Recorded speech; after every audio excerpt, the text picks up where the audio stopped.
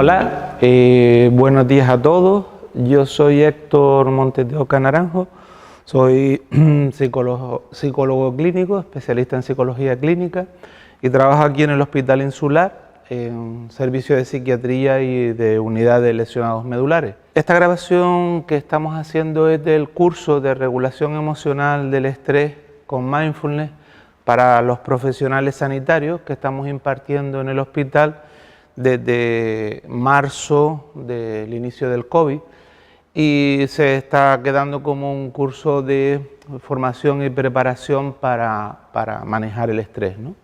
Entonces aquí está el complejo donde lo estamos realizando, y el programa del curso son 4 lecciones.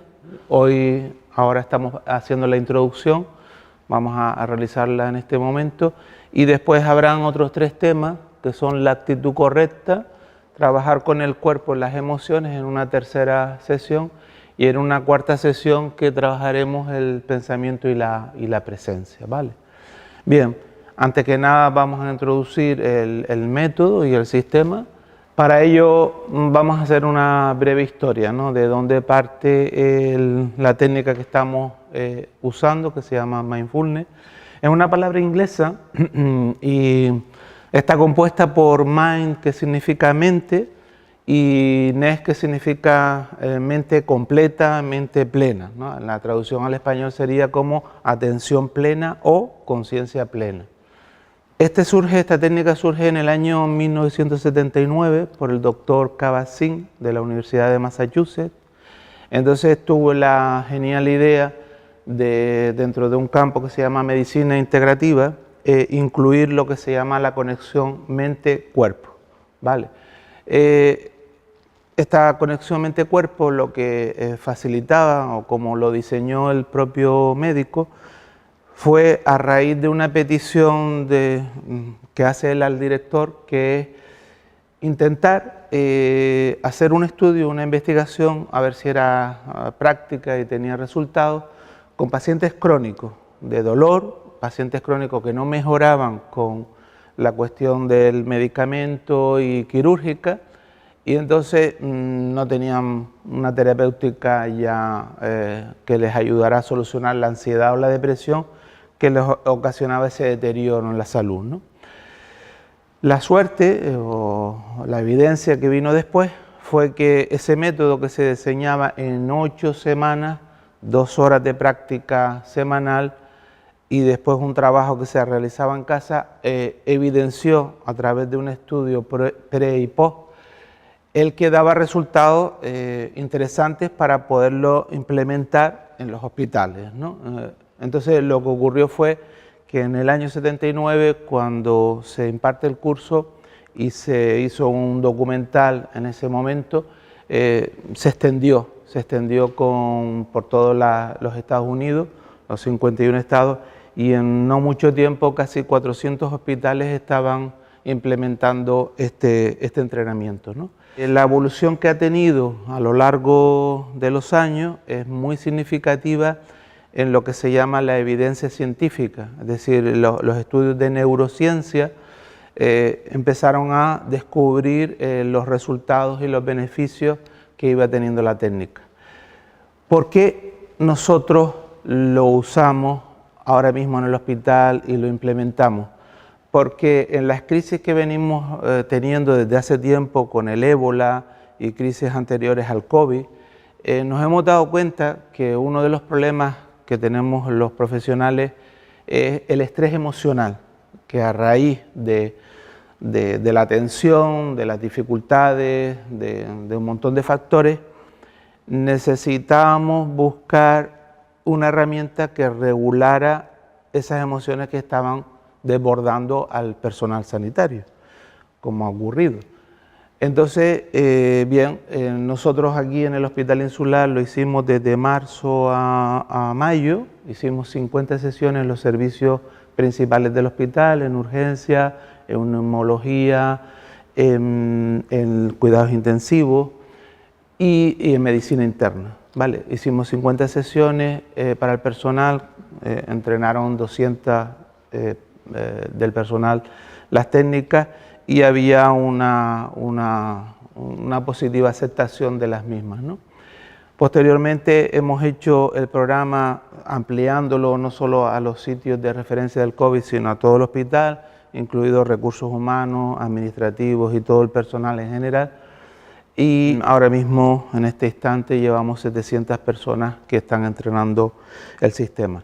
La base que tiene el Mindfulness, hacemos referencia a casi más de 2000 años, porque el budismo, en concreto, entrenó los aspectos mentales, el estrés en el aspecto mental, y se dieron cuenta en la experiencia práctica que les beneficiaba.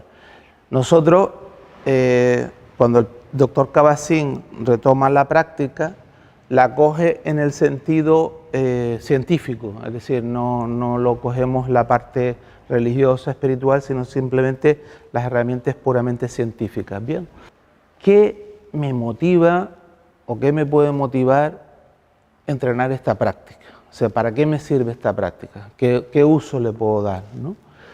El uso que le puedo dar es que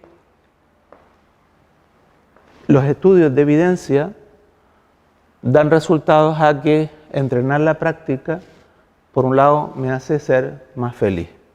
Vale, quizás es conveniente definir la técnica en sí antes de dar los motivos, y es cuando definimos la atención plena, la definimos como cómo yo soy capaz de prestar atención al momento presente sin juzgar ni interpretar. ¿Vale?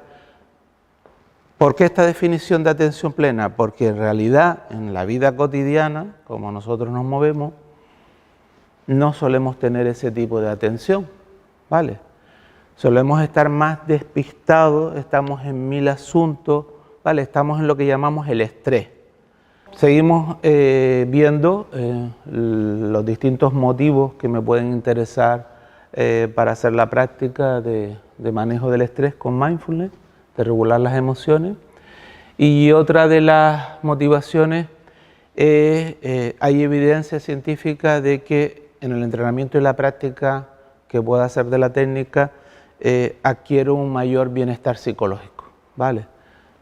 Puedo sentirme mucho mejor porque hay un cambio en la conciencia del cuerpo, es decir, la conciencia corporal, el estrés corporal, soy más consciente y lo puedo modificar. Entonces no tengo las típicas tensiones continuas del estrés, del dolor de cabeza, del dolor de cuello, del dolor de espalda, porque sé cómo detectarlo a tiempo y corregirlo con algún entrenamiento atencional. Vale, otra de la tercera motivación por lo cual me puede ir bien entrenar el mindfulness es porque también hay evidencia que la técnica original budista que se llama samatha, samatha significa entrenar la mente por concentración, es decir, yo estar atento a un estímulo, a un objeto, ¿vale? Y mi mente no despistarse cuando estoy atento a ese objeto, ¿vale? Eso es la capacidad de concentración. Esa capacidad de concentración lo podemos ver psicológicamente que cuando lo estamos entrenando a través de la respiración y la atención, consigo mejoría.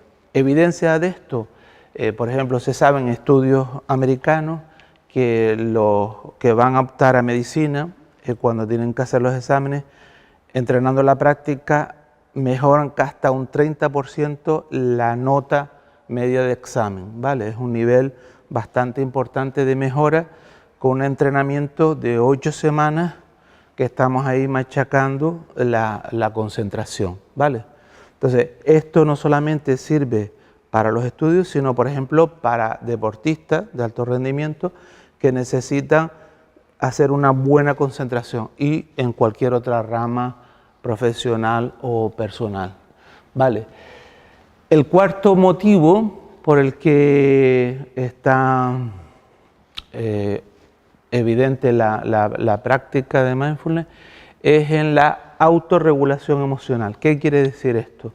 La autorregulación emocional es que yo me dé cuenta lo antes posible cómo yo me estoy desregulando porque tengo un incremento de rabia, un incremento de miedo, una tristeza, una rabia, una frustración. Es decir, yo soy consciente, la técnica es ser consciente de que te estás desregulando, de que te estás entrando en barrena, ¿no? Es decir, estás agobiado, estás estresado. Entonces, el darte cuenta es esa toma de conciencia, es me doy cuenta que me estoy poniendo enfadado, que no entro en piloto automático, porque el piloto automático es perder el control, es estar haciendo algo que no soy consciente y después al rato digo, uff, metí la pata haciendo esta cuestión, ¿no?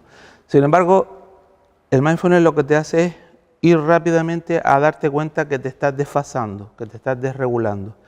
Y automáticamente tienes una habilidad de volver a equilibrar y a regular esa distorsión emocional, ¿vale? Entonces esto es tremendamente eficaz cuando estamos entrenados y lo podemos cambiar. Evidentemente, en patologías psicológicas y psiquiátricas graves es mucho más difícil, porque estamos ya desbocados, hay poco autocontrol y entonces las emociones no se pueden regular, sino que estamos en esa histeria, estamos en esa rabieta, estamos en ese enfado colérico y a veces no nos sabemos frenar y parar. Pero cuando entrenas el músculo de la atención a nivel mental, eres capaz de darte cuenta y regularlo. Te ahorras un desgaste emocional importante y mental y problemas que ocasionas a otra persona o a ti mismo. Bien, el quinto punto de motivación es que cuando entrenas en la práctica vas consiguiendo un estado de paz interior. ¿Qué quiere decir esto? Esto quiere decir que en nuestra vida cotidiana, desde que nacemos y vamos desarrollando las distintas etapas de la vida, vamos acumulando niveles de estrés y niveles de problemas emocionales que no resolvemos, problemas familiares, problemas de pérdida de duelos, problemas, distintos tipos de problemas, que lo que nos va haciendo es perder una calma interior, ¿vale? Somos niños bastante alegres, divertidos y naturales con las emociones, pero a medida que va pasando la adolescencia y posterior a la adolescencia, nos vamos quedando atascados, emocionalmente y mentalmente tenemos una limitación importante y perdemos esa paz interna de estar bien sin hacer nada, sino siempre estamos huyendo, escapando, evitando, ¿vale? Toda esa situación es normal en la vida cotidiana, entre comillas normal, no es normal, no debería ser normal, pero la vivimos como normal. Entonces, ¿qué ocurre con la práctica? Que la práctica lo que estás haciendo es entrenar la calma mental, ¿vale? La base, la esencia del mindfulness es que tú estás entrenando y conociendo tu mente para llevarla a los niveles más óptimos que tienes interior. Y ese nivel óptimo es la calma. Con la calma llega una perspectiva, llega una sabiduría en la vida, ¿vale? Entonces, eso es importante tenerlo porque no nos lo enseñan en el colegio, no nos lo enseñan en casa, en la familia, no nos lo enseñan en la universidad. Lo tenemos que aprender nosotros, ¿vale? Entrenando con nosotros, ¿vale? Individualmente. Y tener gente que te enseñe para tú poder aprender a hacerlo, ¿no? Bien, el otro aspecto de motivarte puede ser por la salud.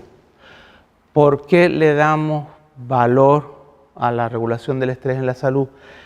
Porque cada vez hay más evidencia que el tipo de vida moderna lo que nos está haciendo es irnos quemando poco a poco. El estrés nos está quemando y nos está agotando física y mentalmente, nos estamos desmotivando. Entonces esa situación no te deja un bienestar para vivir, sino que te está dejando fuera de juego, te está dejando agotado, te está dejando cansado, no puedes vivir la vida igual estando fresco que estando totalmente agotado. Entonces el estrés te agota, sin embargo la vitalidad, la paz interna, la calma interior, esa habilidad de autorregulación, todo eso que estamos diciendo nos da otra capacidad de estar vivo, otra presencia, le llamamos presencia a eso porque es la forma de estar en el presente. Si estoy en el presente estoy de otra manera viviendo. Si estoy en el piloto automático, estoy estresado, estoy sobreviviendo, no estoy viviendo. Estoy viviendo las migajas de la vida que puedo tener. Y uno de los aspectos que hay en ese estrés es la enfermedad. Es decir, con ese estrés lo que voy acumulando es una fragilidad y empezar a empeorar mi salud. Con lo cual, igual que el deporte es saludable, un hábito saludable, igual que la dieta es un hábito saludable, la tercera pata de la mesa es el entrenamiento mental. ¿Vale? Porque no solamente es la comida, sino que también la respiración y el control mental te va a dar esa salud, ¿vale? Y esa prevención a la enfermedad. El otro aspecto motivacional es que hay evidencia científica desde el primer programa de Kabat-Zinn. El primer programa se llamaba MBSR, que es Mindfulness basado en la reducción del estrés. Si el mindfulness está basado para reducir el estrés, hay evidencia científica que cuando entrenamos el mindfulness reducimos el estrés, es decir, lo controlamos, lo regulamos y lo mejoramos. Entonces el estrés baja cuando hay un entrenamiento de esa calma mental. ¿Vale? Y después el último punto no es exactamente lo que dice ahí, que es no tener pensamientos, más que no tenerlo es reducirlo. ¿Vale? La actividad mental a veces se hipertrofia y entonces hay una cantidad de actividad mental que no para, el pensamiento no para, la mente no para y eso al final te estresa, ¿no? Sin embargo, cuando haces la práctica atencional, solamente reduces la actividad mental porque no es necesario, solamente cuando tienes el problema que resolver es cuando los pensamientos vienen, pero cuando estás calmado puedes estar observando la realidad tal cual es sin estar obsesivamente pensando. Vale. Bien, ahora en este punto es importante diferenciar el paradigma y la diferencia de cómo puede trabajar tu mente. Tu mente básicamente trabaja en dos formatos, ¿vale? Un formato que le llamamos el modo hacer y otro formato que le llamamos el modo ser. Es muy diferente cuando estamos funcionando mentalmente de una manera y cuando estamos funcionando mentalmente de otra. ¿Vale? El modo hacer le decimos comúnmente el piloto automático. O sea, la mente, por desgracia, por el sistema evolutivo de supervivencia, se ha diseñado para estar muy reactiva a los peligros, a luchar o huir, que es la base del estrés. Entonces, ¿qué pasa? Si estamos acostumbrados a ese proceso automático, nos perdemos la otra parte existencial de la vida, que es el ser, ¿vale? Entonces vamos a ver la diferencia entre uno y otro.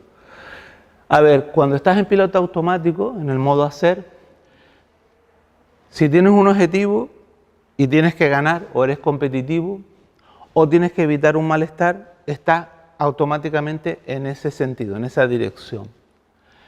Sin embargo, en el modo ser, podríamos metafóricamente compararlo con una forma artística de ser, de existir, que es observar, ver la belleza, contemplar la belleza de la vida, ¿vale? Con lo cual la mente está en dos estados, uno muy alterado, buscando soluciones y siempre corre, que es el modelo automático, y en el otro un modelo un poquito más, diríamos, contemplativo, ¿no? Un estado más de conciencia y de atención. En la experiencia interna del ser es vivir el presente momento a momento. ¿Qué está pasando en mi vida ahora? ¿Qué está pasando un ratito después? Es decir, estoy centrado en lo que estoy viviendo. En el automático estoy siempre planificando. Estoy siempre enganchando, no estoy viviendo el momento presente, estoy viviendo qué tengo que hacer mañana, qué tengo que hacer después, tengo hechas las tareas, no tengo hechas las tareas. Entonces ahí la actividad mental te come un montón de energía, ¿vale? Continuamente, es como adictiva. Bien, la otra parte en la que funciona el piloto automático es que no vives la realidad tal como es, sino como tú la tienes conceptualmente. ¿Qué quiere decir eso? Si hay un dicho que dice, el mapa no es el territorio. Yo tengo un mapa y veo la isla de Tenerife, y yo puedo decir, aquí está Santa Cruz, está la laguna, aquí está el Monte de las Mercedes, aquí está el Teide. Eso es conceptual en cuanto yo estoy viendo el concepto de la isla de Tenerife. Pero yo no estoy en la isla de Tenerife. Si yo hago un viaje y me voy de excursión a la isla de Tenerife y empiezo a subir la montaña de las Mercedes o subo al Teide, yo tengo una experiencia de la isla de Tenerife, porque la estoy viviendo, la estoy sintiendo, la estoy disfrutando. Y eso es el modo ser. Mi sabiduría, mi inteligencia de conocer la isla de Tenerife está en el modo ser. Sin embargo, cuando yo tengo muchos conocimientos, mucha información, mucha teoría, mucho análisis, ¿vale? Estoy en el conceptual, ¿vale? En la mente conceptual, ¿vale? Bien, los otros aspectos que tienen que ver con la diferencia del piloto automático y el ser es que el piloto automático está continuamente interpretando, elaborando, juzgando la información, ¿vale? Estoy procesando la información, entonces estoy en ese aspecto teórico, ¿no? Sin embargo, en el modo ser es no estar mentalmente mirando las cosas, sino sintiéndolas. Estoy viendo el cuadro y lo estoy sintiendo, cómo me llega ese color, cómo me llega esa forma, ¿vale? Entonces, hay una sensación de disfrute.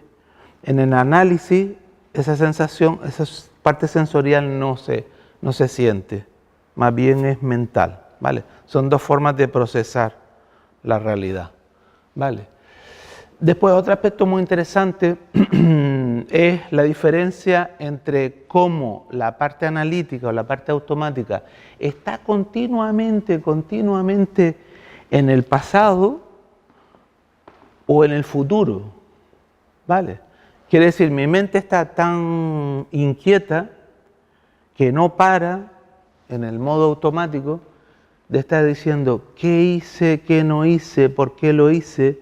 Lo que llamamos la deuda emocional es cosas que han pasado en mi vida que yo no he sabido resolver y que todavía me siguen pasando facturas de una manera o de otra. Lo mismo es la ansiedad al futuro. La ansiedad al futuro es que estoy insatisfecho conmigo mismo, con el presente, y tengo que huir y escaparme al futuro a buscarme la vida en otra realidad. Si pudiera ir de vacaciones a no sé qué sitio, si pudiera tener esto, si pudiera tener dinero, si pudiera tener esta fantasía. Es decir, mi vida es intangible porque mentalmente me estoy fugando al futuro que no existe o al pasado que ya pasó. Esa es mi mente. La mayoría del tiempo estimamos como un 95% de la mente está trabajando en estos espacios temporales, ¿vale? Donde sufro más. Evidentemente, si estoy recordando vivencias que la he pasado mal o trauma y estoy planificando un futuro con ansiedad, no estoy viviendo tranquilo, ¿vale? Estoy con la mente inquieta. Sin embargo, cuando estamos en el presente, que es la parte del modo ser, cuando estamos en el presente, la mente se queda más estable. ¿Por qué? Porque no está la actividad del pensamiento. El pensamiento está aquí en el pasado, el pensamiento está aquí en el futuro, buscar soluciones, estar con problemas, es estar aquí, ¿vale? En el modelo automático. Sin embargo, cuando voy al ser, en el ser, ya no estoy en la actividad mental, sino que estoy en el momento presente. El momento presente lo sabemos cuando estamos por la respiración y la conciencia del cuerpo. Porque la respiración siempre está en el presente, la respiración nunca puede estar en el pasado y nunca puede estar en el futuro, es imposible. La respiración solamente está en el presente. Si tú vas a tu respiración, ya estás en el presente, sin actividad mental. Cuando la actividad mental viene con los pensamientos, ya te rompe el presente, te lleva de un lado al otro. Entonces, cuando estás en el presente, con esa quietud, con esa calma, ¿vale? Es el momento donde tú estás en el ser. Y hay otra parte importante con respecto a los pensamientos, y es que el piloto automático hace que estés continuamente adictivo a ver los pensamientos como si fueran reales. Y los pensamientos no son reales, ¿vale? Los pensamientos son eventos mentales. Una cosa es la realidad de lo que sucede y otra cosa es cómo mi mente procesa esa realidad a través de pensamientos. Pensamiento no es lo real, ¿vale?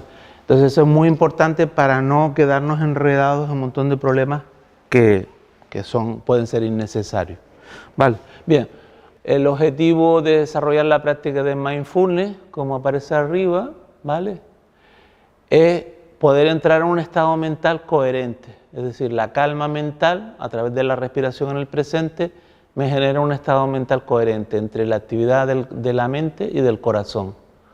Mente y corazón a nivel de respiración me hacen estar coherente.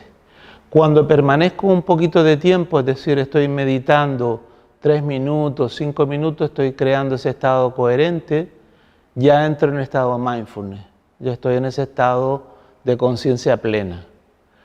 Cuando eso lo repito, es decir, la evidencia científica en neurociencia, lo que nos viene a decir es que esa repetición de esos 5 minutos diarios o 20, según la práctica que hagamos a medio y a largo plazo, da un cambio en el cerebro. Hay cambios cerebrales beneficiosos con ese entrenamiento.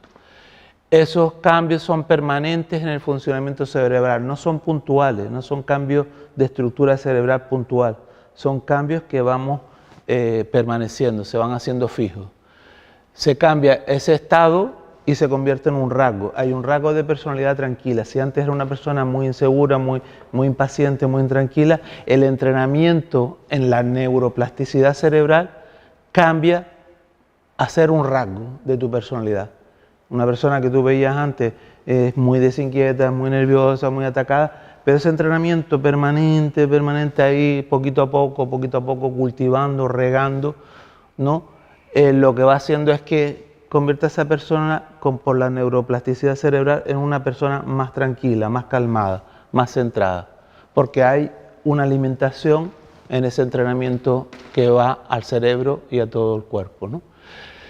Y al final, el objetivo final que vamos logrando con ese entrenamiento es que la mente se calma para ver con claridad, ¿vale?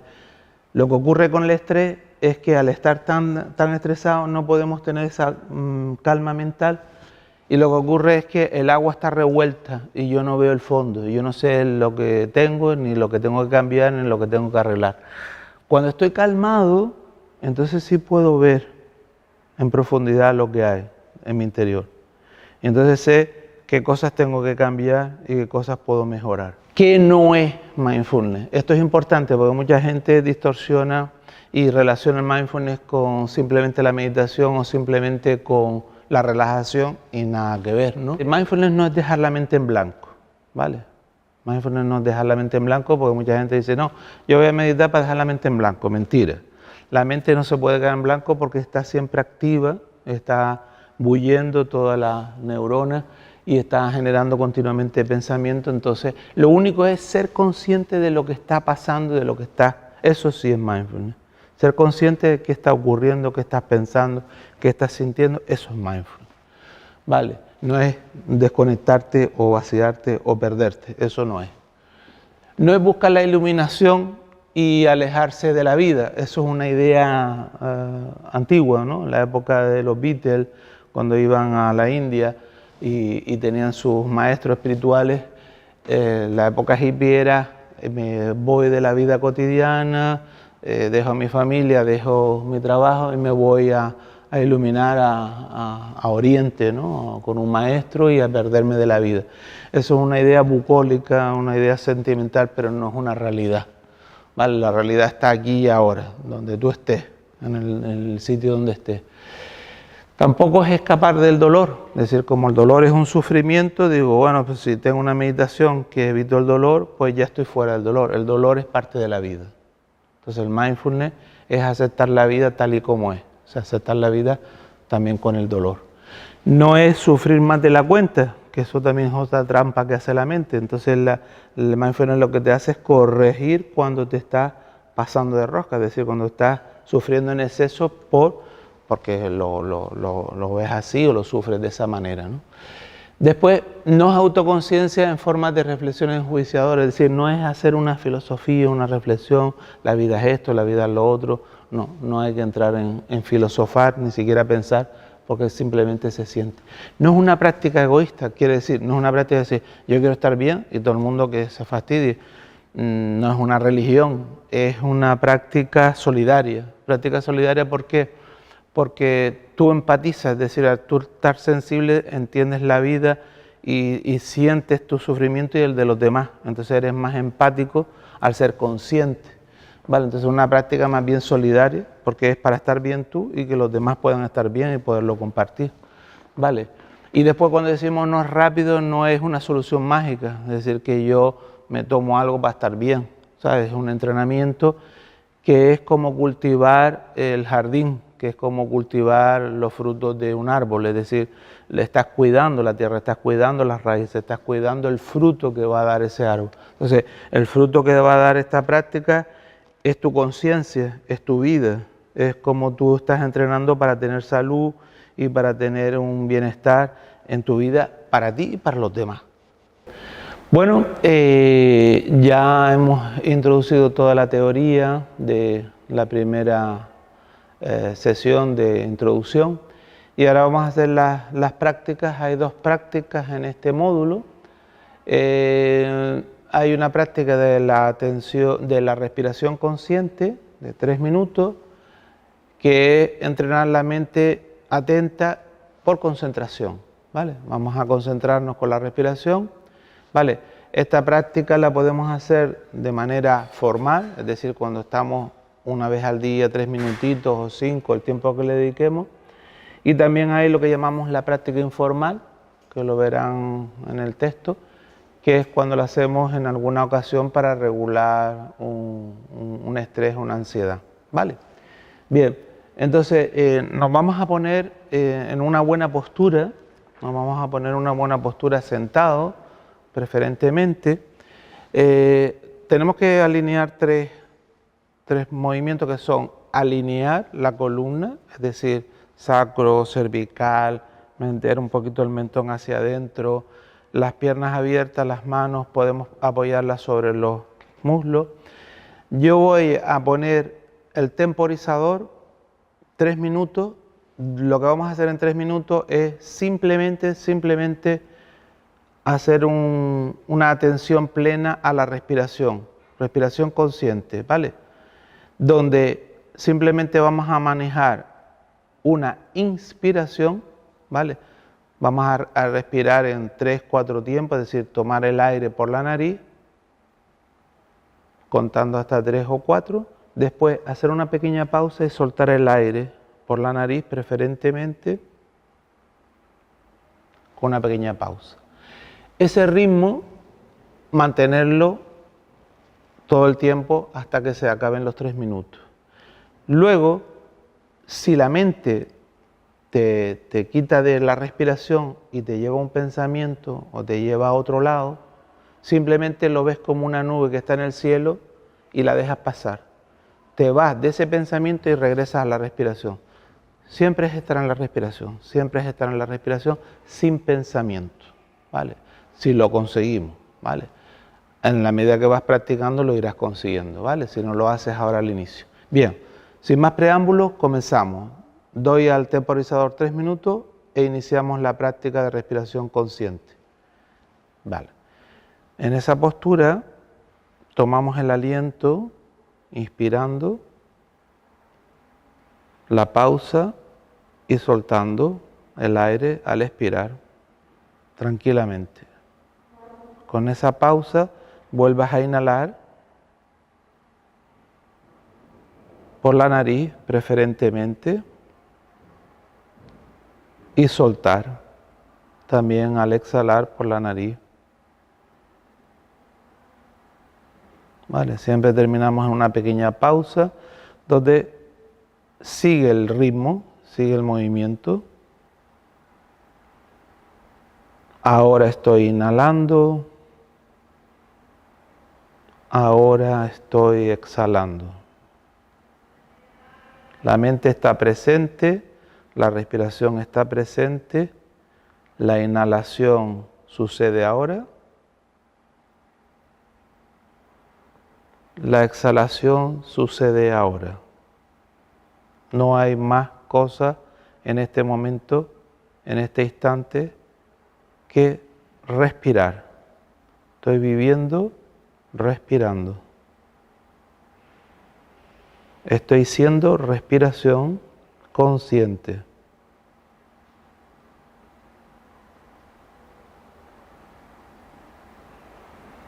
Si me viene un pensamiento, lo dejo ir, no le hago caso, no lo sigo, lo dejo que se vaya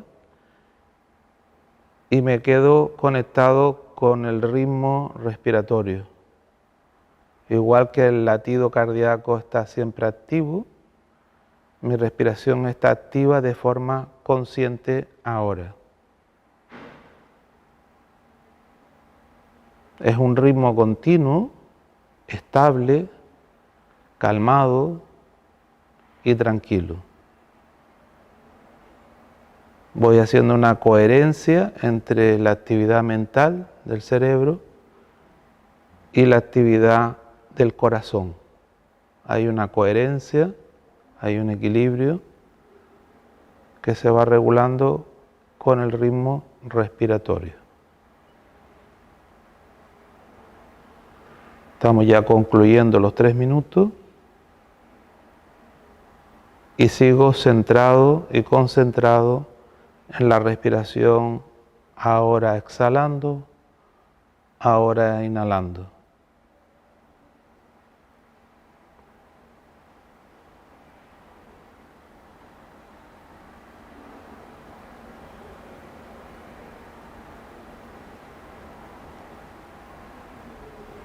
Y llega la vibración y el aviso de que los 3 minutos se han completado.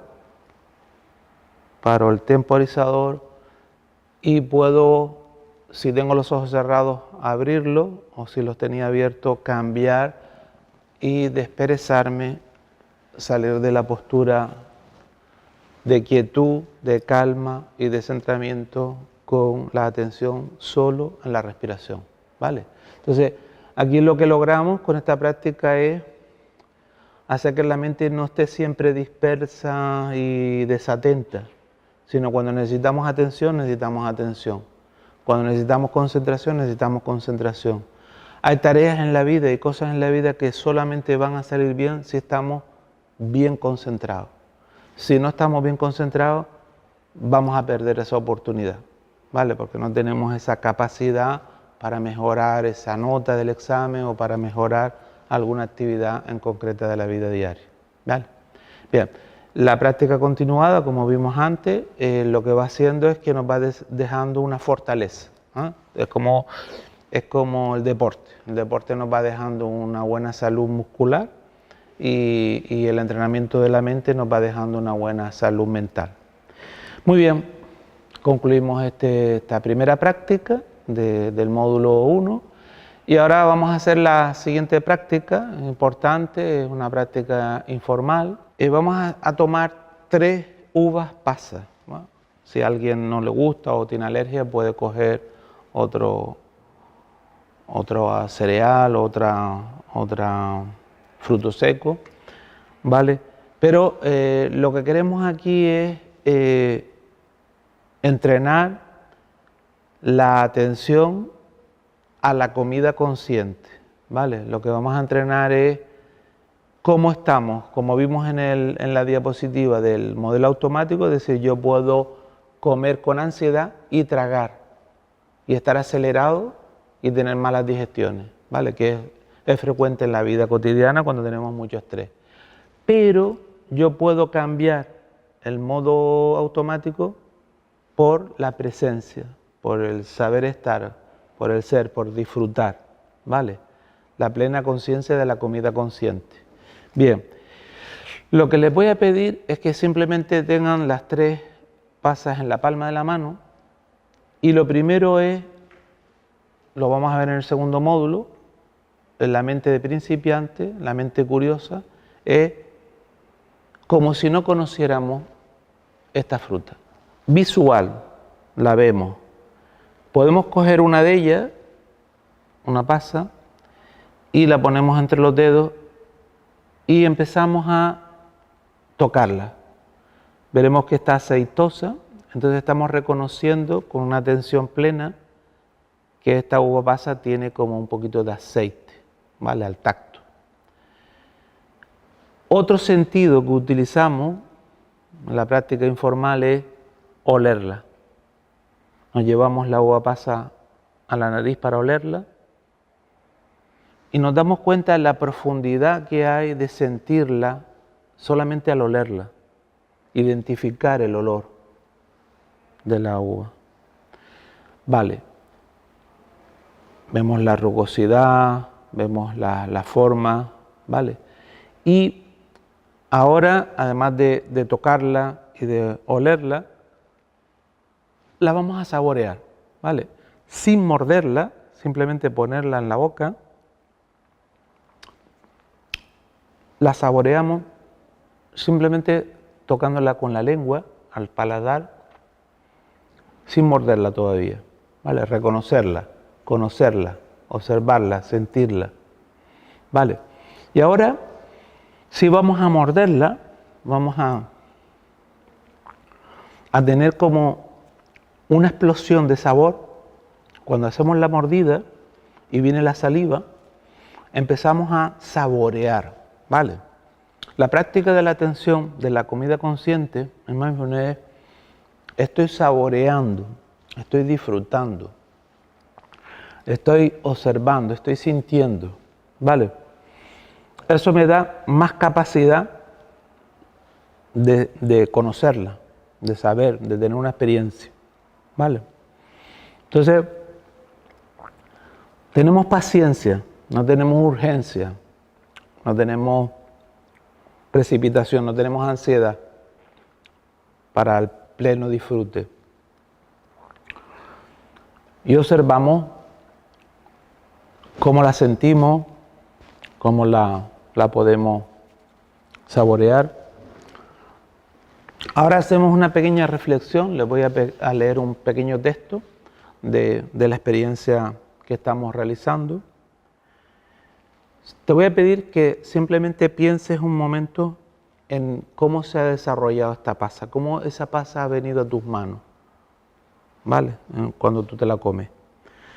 Esa pasa ha requerido tierra para crecer, lluvia y sol para madurar, el efecto del viento para germinar. Toda la naturaleza, todo el planeta ha intervenido en este desarrollo. Piensa cómo esta pasa ha llegado hasta ti. Gracias al comerciante que te la ha vendido, a la persona que la ha transportado, al agricultor que la ha cultivado, y gracias a cientos de generaciones que han traspasado el arte de la agricultura hasta nuestros días. Una simple pasa, como cualquier objeto de este mundo, ha requerido la intervención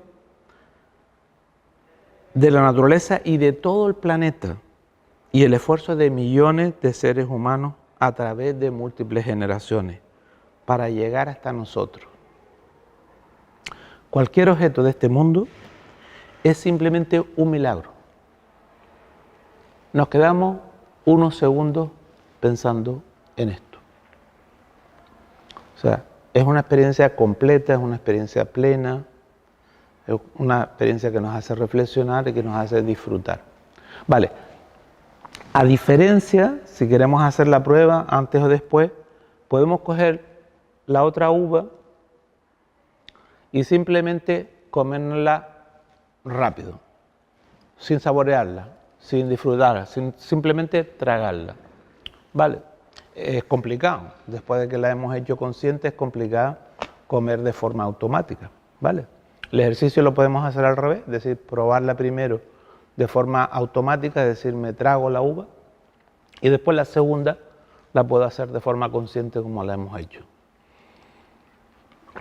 La conclusión es que hay una forma muy diferente de comer consciente, en plan mindfulness, a comer automático, que es en plan ansiedad, ¿vale? Esa es la experiencia que hemos realizado.